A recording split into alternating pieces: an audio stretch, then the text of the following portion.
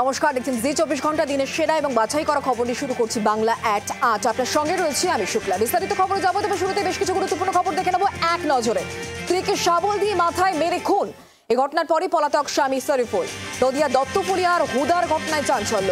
ঘটনার তদন্তে ধানতলা থানার পুলিশ প্রথমে স্ত্রীকে ছাদ থেকে ধাক্কা মারার চেষ্টা শরীফুলের, পরে মাথায় শাবল দিয়ে মেরে খুনের অভিযোগ। হাওড়ার ডোমজুড়ে ধারালো অস্ত্র দেখিয়ে নাবালিকাকে জোর করে তুলে নিয়ে যাওয়ার অভিযোগ। এক যুবকের বিরুদ্ধে এই অভিযোগ। নাবালিকার আর্তচিৎকারে এলাকাবাসী জড়ো হলে অভিযুক্ত যুবক ছুটে পালানোর চেষ্টা করে, তাকে তাড়া করে ধরে ফেলেন গ্রামবাসীরা।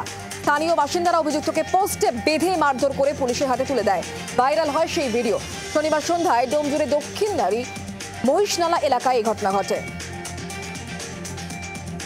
তিনতলা বাড়ি পুরোটাই মার্বেল বসানো মেঝে, সিলিং এ ঝুলছে একাধিক ঝাড়বাতি, প্রতিটা ঘরে দামি কাঠের আসবাবপত্র, বাথরুমে বিরাট একটা বাথটাব, ঘরের মধ্যেই ট্রেডমিলও আছে।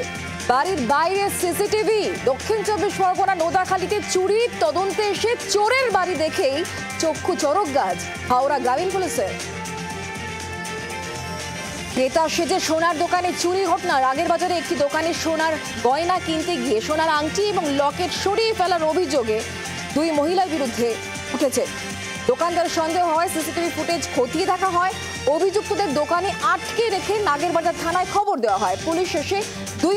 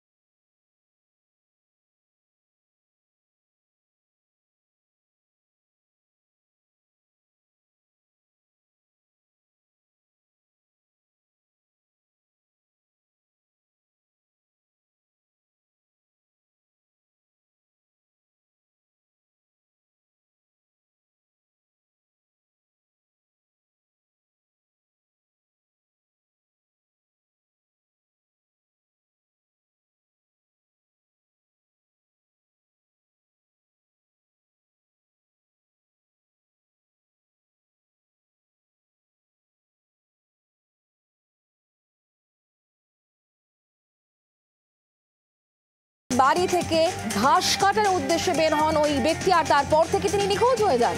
শান্তিপুর থানার পুলিশকে খবর দেওয়া হয়। পুলিশ এসে দেহ উদ্ধার করেছে। কি কারণে মৃত্যু তা খতিয়ে দেখা হচ্ছে।